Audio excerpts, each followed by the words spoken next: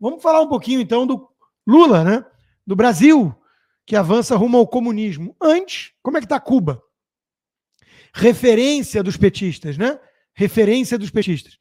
Cuba reduz tamanho da ração diária de pão devido à escassez de ingredientes. Tá bonito, né?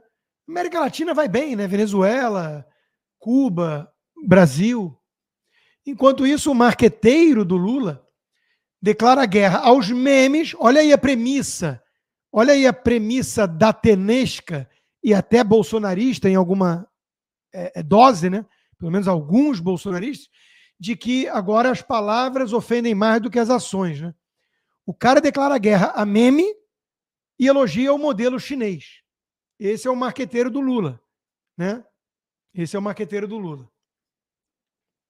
Aí vai lá a AGU e pede à justiça que 5 fazendeiros paguem 635 milhões de reais por danos climáticos. A Marina Silva, que desapareceu enquanto batia recorde de queimada na história quase do Brasil, né? Reapareceu para vir com um projetinho de confisco de terra de fazendeiro. Então tá tudo tranquilo, né? O Boulos é o comunista disputando São Paulo, mas o Nunes está preocupado com o Marçal.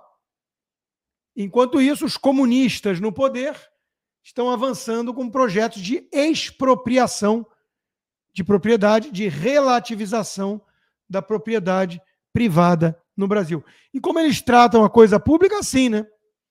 Saúde atrasa a compra, Coronavac vence no estoque e governo Lula perde 260 milhões de reais. Governo Lula não, né? Os brasileiros. Agora é melhor nem usar esse troço. Então o problema foi lá atrás. Né? O deputado Luiz Felipe de Orleans e Bragança fez uma boa análise na Gazeta. Com o fisco.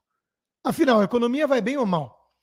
Tem lá uns dados que o PT usa para argumentar que vai bem. O PIB nominal e tudo. Se fosse tão bem, não ia precisar raspar o tacho de gente morta ou de velhinha, né, ou de gente pobre, com os confiscos que eles vêm promovendo. Até aniversário de FGTS eles tiraram, né? Então é óbvio que não vai bem.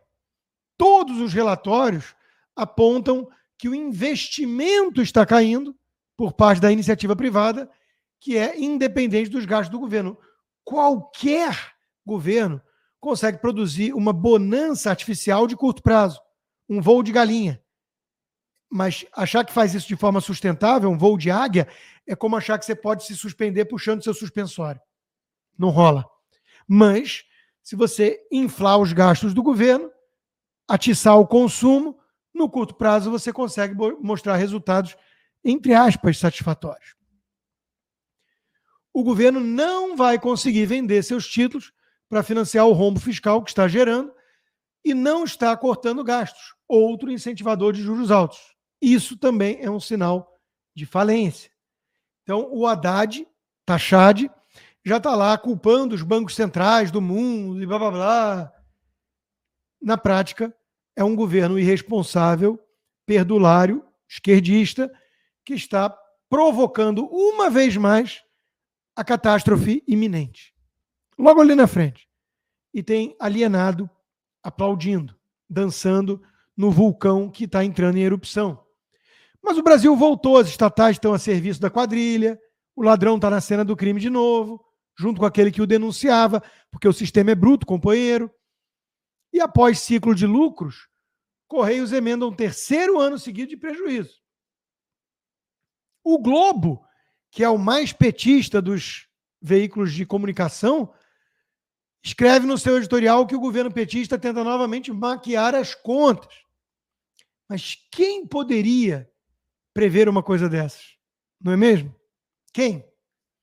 E o BC vê um rombo 40 bi maior do que a Fazenda e economistas fazem alertas porque começou a operação maquiagem, Mr. M. O Pokémon foi colocado lá para isso, como na Argentina lulista aconteceu antes. Quem poderia antecipar uma coisa dessa? Alta do PIB com gastança do governo não se sustenta e deve esbarrar em juro maior se o Galápagos, o Galípolo, sei lá, o petista lá, se ele realmente mostrar independência, ele vai ter que seguir essas altas de juros lá na frente, quando ele assumir a cadeira do Roberto Campos Neto. Se ele não o fizer, a válvula de escape vai ser outra. Mas a água não para, ela encontra um caminho. Se ficar retida e continuar jorrando água, explode o container, o recipiente. Então, a válvula de escape vai ser o dólar, vai ser alguma coisa assim. Aí eles vão ter que fazer controle de câmbio. Toda essa história nós já vimos antes, algumas vezes, né? O Brasil está de volta. E o Armínio Fraga defendeu isso. Ajudou. Helena Landau, João Amoedo, todos esses tucanos ajudaram nessa volta. E na questão dos incêndios, o Lula está confortável com a ingerência do Flávio Dino, o comunista que ele colocou com orgulho no STF, porque, afinal de contas, o Flávio Dino está mandando tirar do orçamento, da meta fiscal, o dinheiro gasto com essa tragédia. Então, o Lula está confortável. Mas, como diz o Estadão, o conforto do Lula é a miséria da República, porque não existe mais divisão entre os poderes. E o Lula queria isso, porque, afinal de contas, quem controla o puxadinho do PT que virou o STF? O resumo da ópera está aqui. Dólar R$6, tirar a carteira de habilitação 4 mil, carro popular 70 mil, apertamento meio milhão, aluguel 2 mil, brusinha 200 conto com a taxinha que a Janja diz que não é o consumidor que vai pagar, mas sim a empresa, 50 mil reais de multa para quem usar uma rede social, sigilo bancário acabou, recorde histórico de dengue, recorde histórico de dívida pública, recorde histórico de queimada, mas está tudo bem. Está tudo bem. A democracia foi salva e, ao menos, o Bolsonaro não está escrevendo tweets toscos. Soa familiar isso? Moleque provocador. Vamos de sistema. Vamos aqui de sistema de tucanos, petistas, que se respeitam, que são civilizados, que não descem o nível. Invade propriedade, desvia merenda, mas não desce o nível. Vamos manter a farsa do sistema. Se tudo isso te assusta, parabéns, você não é um alienado. Manda teu dinheiro para fora, meu amigo. Eu estou recomendando isso desde o primeiro dia de desgoverno. Eu não tenho bola de cristal, eu só não sou sonso, que nem o Armínio Fraga, ou cínico, que nem o João Moedo. Usa a Fair USA, sua consultoria de câmbio. A Adilson Góes tem 30 anos de experiência nessa área. Vai lá na bossconsta.com, na área de serviços, e manda mensagem que a turma do Góes vai te tratar muito bem. Enquanto isso, o Brasil é um grande sapo na fervura do autoritarismo, diz o editorial da Gazeta do Povo hoje. A vitória dos liberticidas só foi possível porque eles foram testando aos poucos a tolerância do brasileiro, com a cumplicidade da velha imprensa, recuando em alguns raríssimos casos, para depois voltar a avançar. Mas a Tabata Amaral, a moderada de esquerda, ela fez uma equivalência entre isso que o Alexandre de Moraes vem fazendo e famílias que foram pedir respeito às leis na Paulista. O Luciano Trigo, também na Gazeta do Povo, escreveu: o que o incêndio do Reichstag nos ensina? Ensina coisas muito importantes. Após consolidar o poder de forma tecnicamente legal, o regime nazista passou a eliminar qualquer vestígio de oposição. Será que o Tarcísio é realmente uma oposição quando elogia o sistema? Partidos foram banidos, a imprensa foi censurada, sobrou a imprensa que aderiu, né, que é colaboracionista do sistema, tipo a Globo, e o Estado assumiu de vez o controle das universidades e dos sindicatos. Respondendo à pergunta do título, o que o incêndio do Reichstag nos ensina é que momentos de crise podem ser usados para fazer avançar agendas políticas perigosas, que degeneram a democracia e levam à ditadura, sempre em nome do combate aos que ameaçam supostamente a democracia, né?